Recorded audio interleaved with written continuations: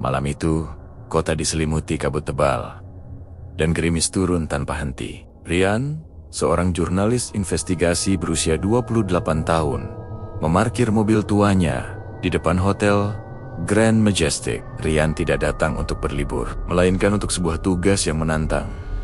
Membuktikan keberadaan lantai 13, yang konon sengaja disembunyikan. Meskipun banyak hotel menghilangkan penomoran lantai ini karena takhayul, sumber Ryan menegaskan bahwa di Grand Majestic, lantai itu benar-benar ada dan menyimpan rahasia kelam. Maya, fotografer yang selalu mendampinginya, duduk di sampingnya. Ia terlihat gelisah. Yan, tempat ini terasa mencekam. Aura di sini sangat berat, bisik Maya. Tatapannya menyapu patung-patung marmer kuno di lobi yang tampak dingin dan tak bernyawa. Ryan mencoba menenangkan diri, meskipun rasa dingin mulai menjalar. Kita butuh kisah ini, May. Misteri Hotel Angker lantai 13. Ini akan membuat kantor berita kita meledak. Mereka mendekati meja resepsionis. Petugas malam, seorang pria tua berkacamata tebal dengan wajah lesu, menyambut mereka dengan sorot mata yang mengandung kelelahan sekaligus peringatan. Selamat malam. Reservasi atas nama Ryan, ujar Ryan, menyerahkan kartu identitasnya. Setelah memeriksa data, si petugas tua itu berkata, "Tuan Ryan, kamar Anda sudah siap. Kamar 1207. Terima kasih. Terima kasih. Saya ingin bertanya, kenapa di panel lift hotel sebesar ini tidak ada tombol untuk lantai 13? Tanya Ryan, berupaya menyamarkan niatnya. Petugas itu mendongak. Tatapannya kini berubah tajam dan dingin. Itu hanya mitos lama di dunia konstruksi. Tuan, setelah lantai 12 adalah ruangan utilitas, lalu langsung melompat ke lantai 14. Ryan tahu pria itu berbohong. Ia melihat kecemasan tersembunyi di mata petugas tersebut. Mereka memasuki lift. Suasana di dalam langsung berubah drastis. Udara terasa pengap, beraroma apek dicampur wewangian aneh. Lampu lift berkedip-kedip, menciptakan bayangan yang bergerak tak wajar. Saat Ryan menekan tombol 12, Maya menyentuh lengannya. Ia menunjuk panel tombol. Setelah tombol 12, terdapat celah sempit yang berkarat, di mana seharusnya tombol berikutnya berada. Sebelum melompat ke tombol 14, lubang kecil di celah tersebut mengindikasikan bahwa tombol untuk lantai yang hilang itu pernah ada. Namun, dicabut secara paksa. Pintu lift terbuka di lantai 12. Lorong itu sunyi dan mencekam. Karpet merah marun yang usang terasa lembab diinjak. Pencahayaan dari lampu kristal yang redup hanya menambah kesan suram. Lantai ini terasa mati. Saat tiba di depan kamar 1207, Ryan merasakan tarikan aneh. Ia menoleh ke arah. Ia datang. Di ujung lorong, di balik tirai bludru tebal, ia melihatnya sebuah pintu besi yang disembunyikan. Pintu itu korosi, terkunci dengan gembok besar. Dan di bagian atasnya, meskipun telah digores dan dihilangkan, sisa angka 13 masih terlihat samar. Pintu itu, May, itu akses ke sana, kata Ryan. Bersemangat sekaligus tegang, tiba-tiba, dari dalam kamar 1207 yang baru saja mereka buka, terdengar suara kriat nyaring. Seperti pintu lemari yang didorong terbuka, Ryan dan Maya segera masuk ke kamar. Lemari kayu mahoni terbuka sedikit. Tidak ada apa-apa di dalamnya, hanya gantungan kosong. Saat Ryan menutupnya, matanya menangkap sesuatu di meja samping tempat tidur. Sebuah buku tamu hotel bersampul kulit tua terbuka. Di halaman itu, di bawah daftar nama dan tanggal lama, sebuah kalimat tertulis dengan tinta merah seperti darah kering. Jangan cari yang hilang. Kalian sudah di sini. Kini rasa penasaran Ryan bercampur dengan ketakutan yang nyata. Mereka telah menemukan pintu masuk ke misteri itu. Tetapi tempat itu telah mengetahui kedatangan mereka. Mereka harus segera mencari cara untuk membuka pintu besi itu dan mengungkap kebenaran lantai yang hilang. Ryan membalik buku tamu tua itu. Tinta merah pada peringatan yang ia baca di bab 1 terasa dingin di bawah sentuhannya. Bukan hanya secara fisik, tetapi juga emosional. Ia segera mengambil ponsel dan memotret kalimat tersebut. Juga Detail pintu besi bernomor 13 di lorong. Kita tidak bisa tidur di sini. Ian, ujar Maya. Suaranya pelan dan tegang. Sambil memegang kameranya erat-erat. Peringatan itu terasa sangat nyata. Kita harus tetap di sini. Jika kita pindah, kita kehilangan akses ke pintu itu. Balas Ryan, berusaha berpikir logis.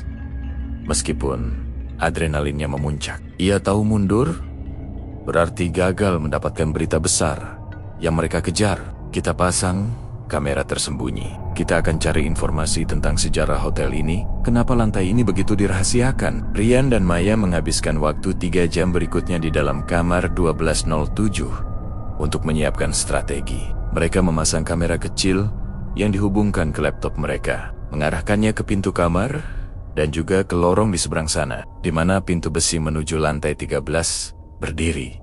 Pukul 9 pagi, setelah malam yang terasa panjang dan penuh ketegangan, mereka memutuskan untuk meninggalkan hotel sebentar. Mereka harus menemukan arsip kota atau perpustakaan yang menyimpan catatan mengenai pembangunan Grand Majestic di tahun 1965 di perpustakaan tua kota. Ryan berhasil mendapatkan koran-koran yang sudah menguning dan cetak biru bangunan. Pencarian mereka fokus pada tahan-tahan awal konstruksi hotel. Akhirnya, Ryan menemukan berita utama yang ia cari. Tragedi konstruksi Grand Majestic, arsitek utama hilang secara misterius. Berita itu menceritakan tentang pembangunan Grand Majestic yang dirancang oleh seorang arsitek brilian namun eksentrik bernama Purnamakarta. Purnama dikenal karena detailnya yang obsesif dan kecintaannya pada simetri. Proyeknya berjalan mulus hingga menjelang akhir. Ketika ia mulai bersikeras mengenai desain lantai 13, menurut catatan, lantai 13 seharusnya menjadi karya Agung Purnama, sebuah penthouse pribadi yang hanya bisa diakses olehnya. Dirancang sebagai tempat persembunyian sempurna. Namun, para investor menganggap ide tersebut tidak masuk akal dan memaksanya untuk mengubah cetak biru, menghilangkan lantai itu dari akses umum karena alasan bisnis dan takhayul. Purnama sangat terpukul. Ia menganggap lantai 13 adalah jantung dari desainnya, dan penghapusan itu seperti mencabut jiwanya. Beberapa minggu sebelum hotel dibuka, Purnamakarta menghilang. Ryan membacakan artikel itu dengan suara rendah. Polisi menduga ia bunuh diri karena depresi. Namun, tubuhnya tidak pernah ditemukan. Yang lebih aneh, pekerja konstruksi melaporkan bahwa bahkan setelah cetak biru diubah, Purnama masih terlihat mondar-mondir di lokasi, membawa material bangunan ke lantai yang seharusnya tidak ada. Ryan membalik halaman dan menemukan cetak biru yang asli. Ia menunjuk ke denah yang detail dan rumit. Lihat ini, Mai, lantai 12, kemudian lantai 13, lalu lantai 14. Di bagian denah lantai 13, Purnama membuat catatan tangan yang ditulis dengan kaligrafi yang indah, namun penuh amarah. Mereka boleh menghilangkan nomornya, tetapi mereka tidak bisa menghilangkan karyaku. Tempat ini akan menjadi tempat yang abadi, di mana yang hilang akan selalu berada. Maya meneliti denah itu. Jika ini adalah penthouse pribadinya, pasti ada akses tersembunyi. Dan itu bukan cuma tangga darurat. Kenapa dia harus membuat pintu besi tebal di lantai 12 kalau hanya untuk tangga? Tepat, Ryan mengangguk. Pintu besi itu pasti akses utama, dan dia menguncinya. Setelah dia masuk dan menghilang, dia mengubah lantai itu menjadi makam pribadinya. Mereka juga menemukan sebuah detail penting dari denah. Purnama menggunakan sistem penguncian khusus yang ia patenkan, yang hanya bisa diakses menggunakan kombinasi mekanis kuno.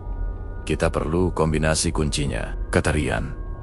Jika dia adalah arsiteknya, kuncinya pasti tersembunyi di suatu tempat yang hanya ia anggap penting, sesuatu yang berhubungan dengan dirinya atau karyanya. Mereka kembali ke hotel saat senja mulai turun, membawa salinan cetak biru dan harapan baru.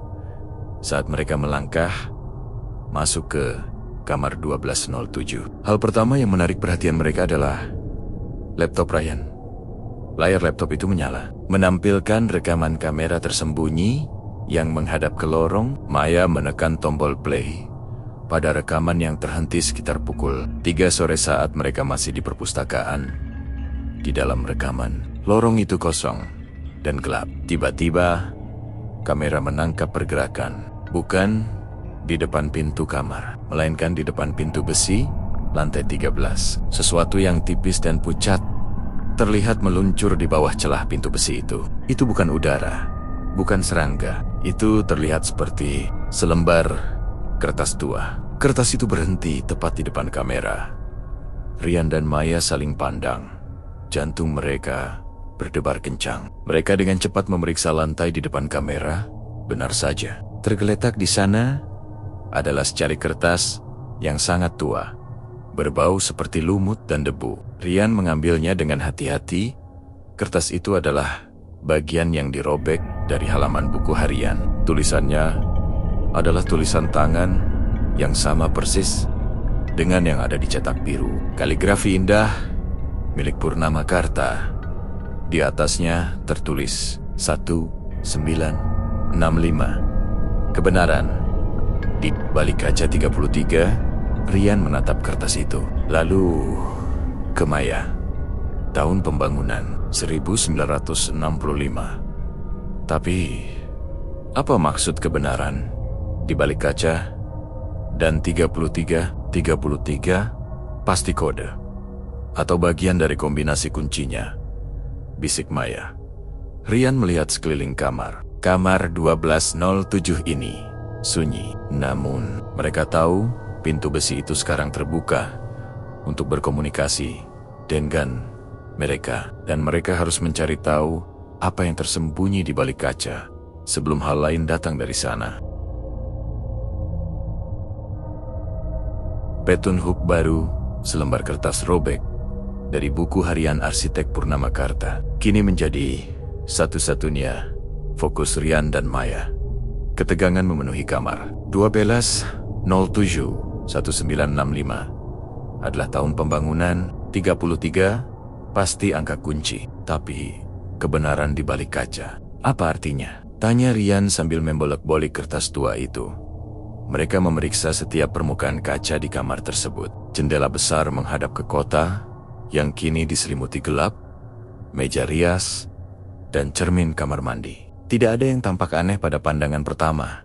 Maya kemudian menyadari sesuatu yang janggal pada cermin meja rias. Itu adalah cermin oval besar dengan bingkai kayu yang diukir rumit. Sementara permukaan cerminnya bersih, pantulannya terasa sedikit terdistorsi, seolah ada lapisan tipis di baliknya. "Yan, lihat cermin ini," ujar Maya. Ia menyalakan senter dan menyorotkannya ke cermin. Ini terlalu tebal untuk cermin biasa, dan bingkai kayunya terlihat sedikit longgar di bagian bawah. Rian mendekat. Ia menekan bingkai itu perlahan. Tepat saat ia menekan sudut kanan bawah, terdengar bunyi klik kecil. Seluruh bingkai cermin berputar keluar, mengungkapkan rongga tersembunyi di dinding di baliknya. Di dalam rongga itu bukan harta karun, melainkan sebuah kotak kayu kecil yang berdebu. Kotak itu dihiasi ukiran geometris yang rumit, khas desain Purnama Karta.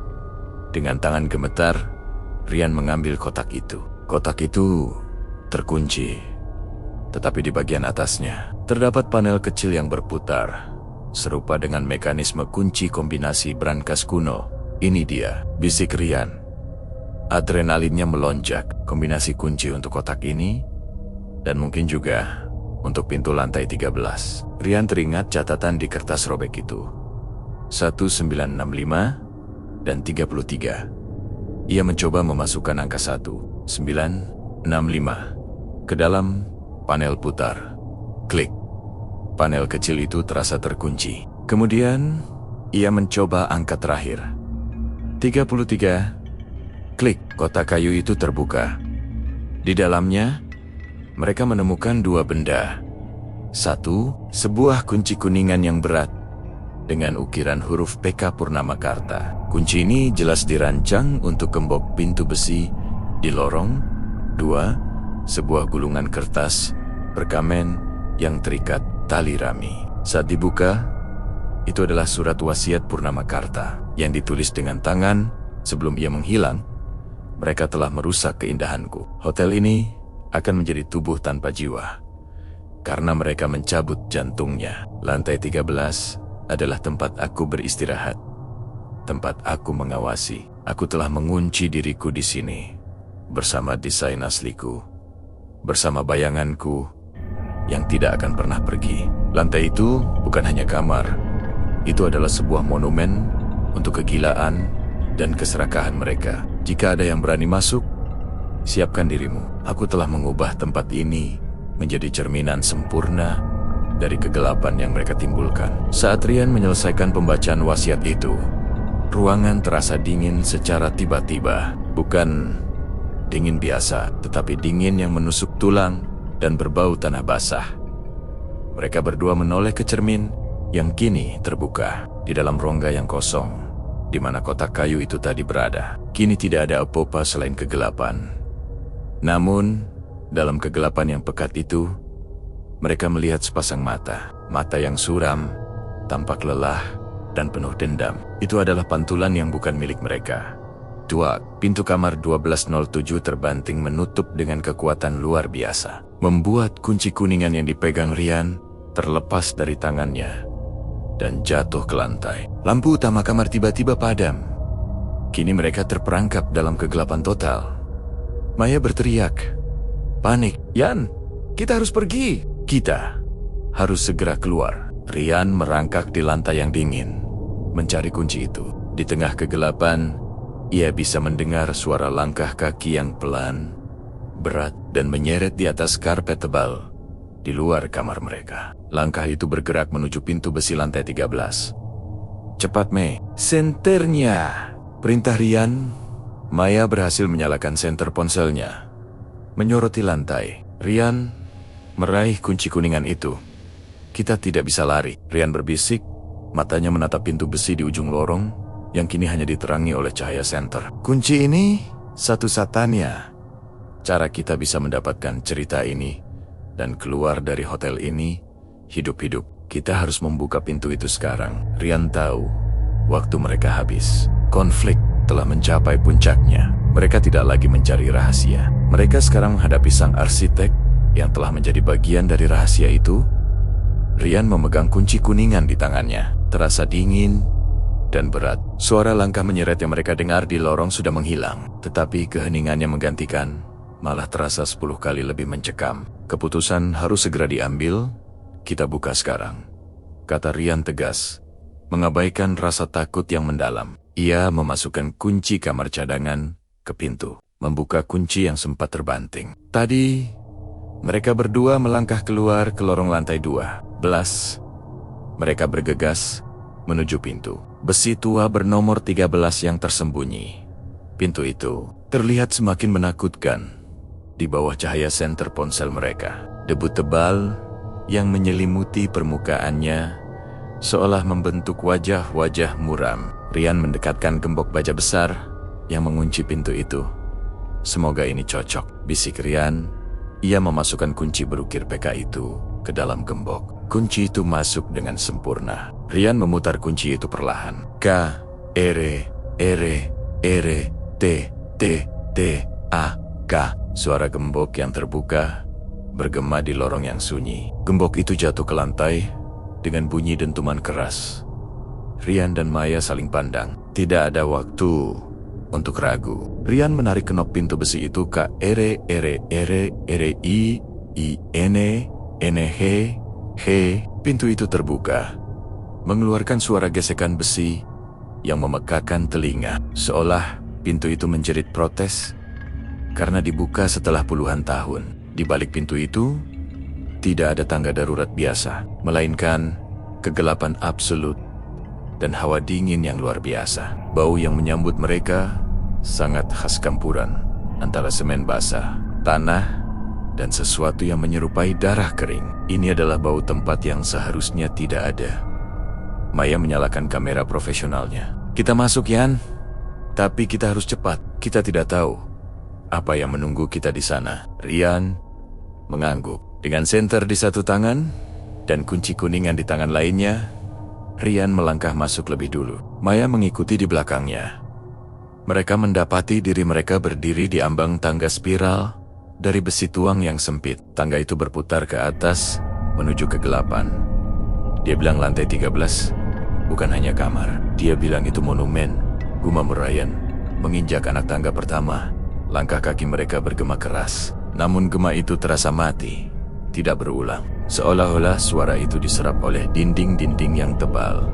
Setelah menaiki sekitar 20 anak tangga, mereka mencapai pendaratan. Pintu yang menyambut mereka berbeda. Ini adalah pintu kayu mahoni besar, indah, namun usang. Seperti pintu kamar utama hotel, di atas pintu itu terukir jelas angka Romawi 13. Rian mendorong pintu mahoni itu. Pintu itu terbuka tanpa suara.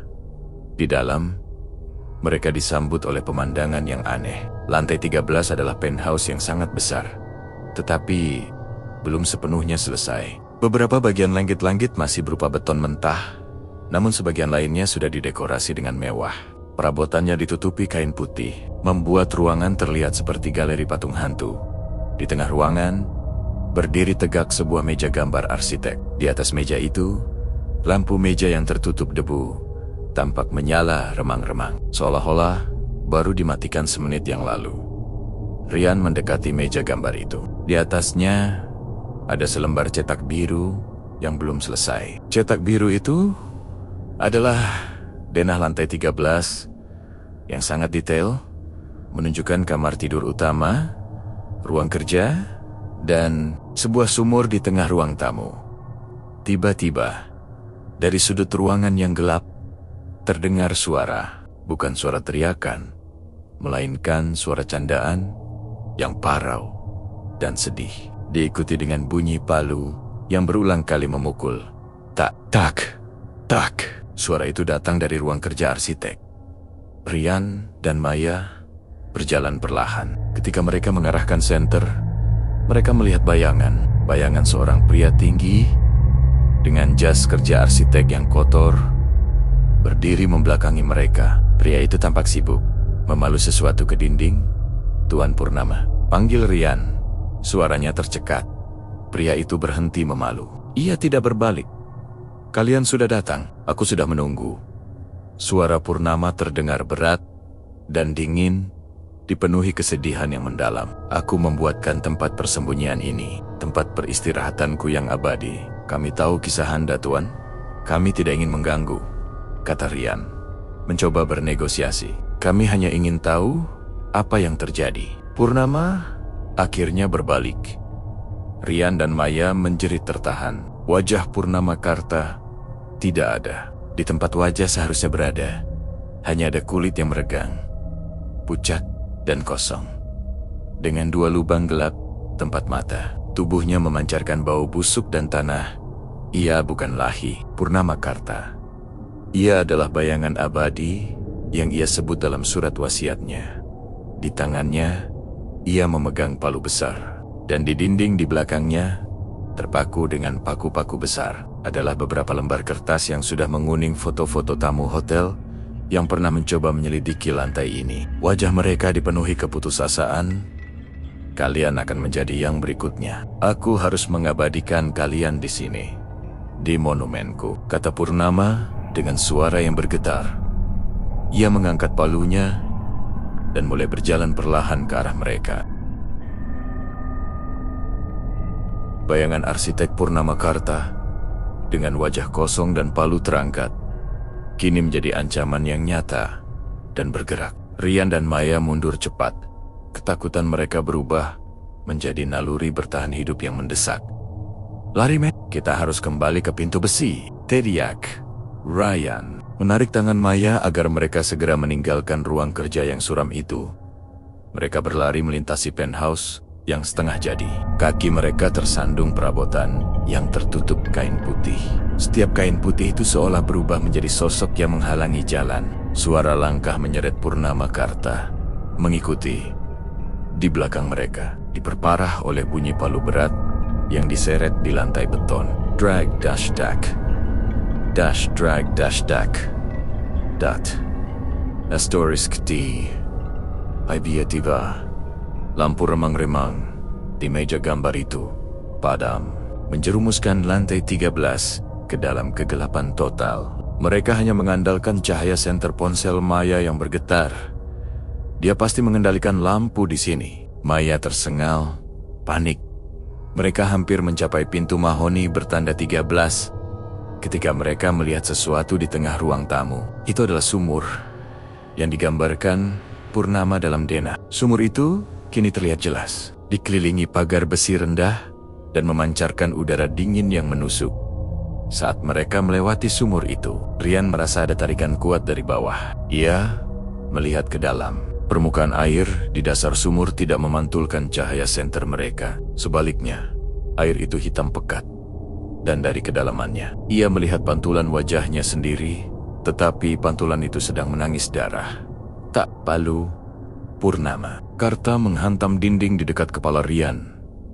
Getarannya membuat Rian tersadar dari histeria sesaatnya. Sana, cepat! Rian mendorong Maya ke arah pintu. Mereka berhasil keluar dari penthouse dan kembali ke tangga spiral besi tuang. Rian menutup pintu mahoni itu sekuat tenaga. Namun, tidak ada kunci dari sisi luar. Mereka hanya bisa mengandalkan kecepatan.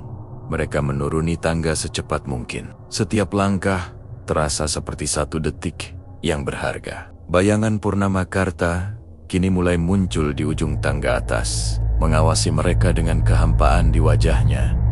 Ketika mereka tiba di pintu besi, Rian teringat gemboknya telah jatuh ke lantai 12. Cepat buka gemboknya, Pasan! Laji. Rian menyuruh Maya mengambil gembok yang tergeletak. Rian menarik pintu besi itu, tetapi pintu itu terasa sangat berat, seolah ada yang menahannya dari dalam. Pintu itu hanya bisa didorong setengah tertutup. Mereka mendengar Purnama mulai menuruni tangga. Bunyi langkahnya kini lebih berat dan cepat, disertai bunyi gesekan besi dari palunya di anak tangga. Maya mencoba memasang kembali gembok di pengaitnya. Tangannya gemetar. Tidak bisa.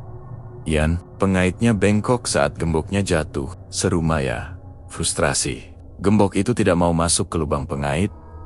Rian berpikir cepat. Ia melihat sekeliling. Di sudut lorong lantai 12, terdapat kereta dorong petugas kebersihan. Kereta dorong, cepat dorong ke pintu. Rian berteriak. Mereka berdua bergegas, mendorong kereta besi berat, berisi peralatan kebersihan itu. Tepat saat Purnama Karta mencapai pendaratan di lantai 13 dan akan melangkah keluar. Mereka berhasil mendorong kereta dorong itu menghantam pintu besi. Bunyi benturan logam dan besi memekakkan telinga. Pintu besi itu terbanting menutup dan tertahan oleh kereta dorong yang macet. Mereka telah memblokir akses Purnama Karta. Setidaknya untuk sesaat, Rian dan Maya tidak menunggu lagi. Mereka berlari sekeng-keng-kengnya menyusuri lorong suram lantai 12 menuju lift.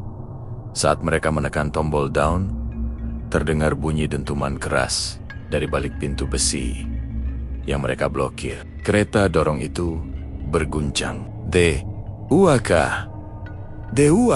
Sesuatu memukul pintu dari dalam dengan kekuatan yang mengerikan. Lampu lift berkedip-kedip. Mereka masuk dan Rian menekan tombol lobi berulang kali. Saat pintu lift mulai menutup, Rian sempat menoleh ke lorong. Di celah sempit antara pintu besi dan lantai, ia melihat palu besar itu menyodok keluar, mencari-cari mereka.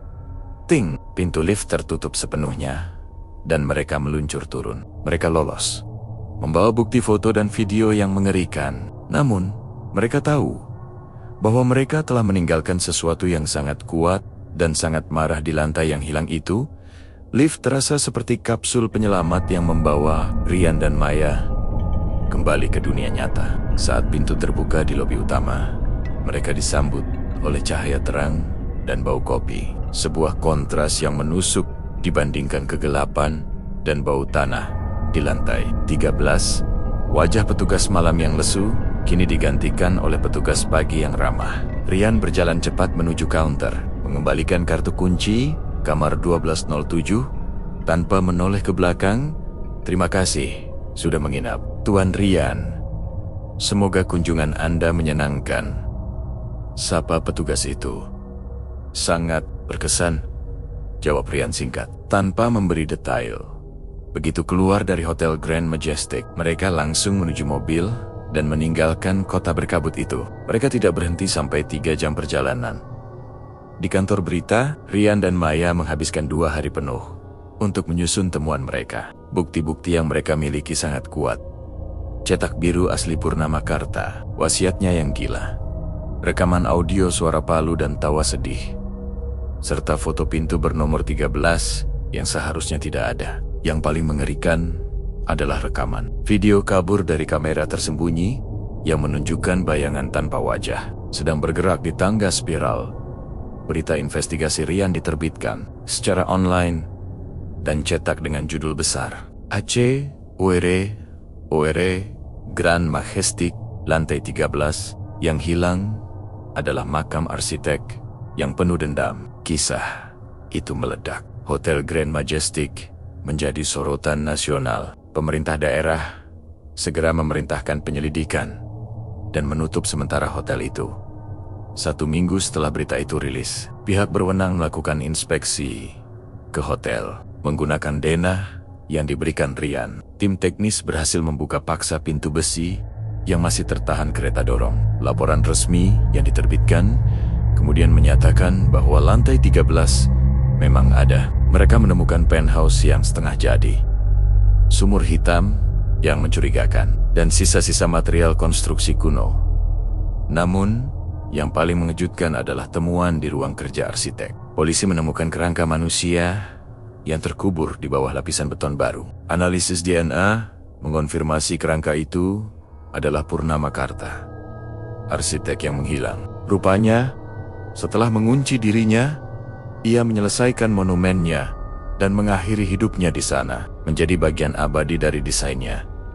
Kasus ditutup sebagai kasus bunuh diri yang tragis. Setelah menyelesaikan pembangunan ilegal, Rian dan Maya menjadi pahlawan di dunia jurnalistik. Mereka telah mengungkap rahasia yang tersembunyi selama puluhan tahun.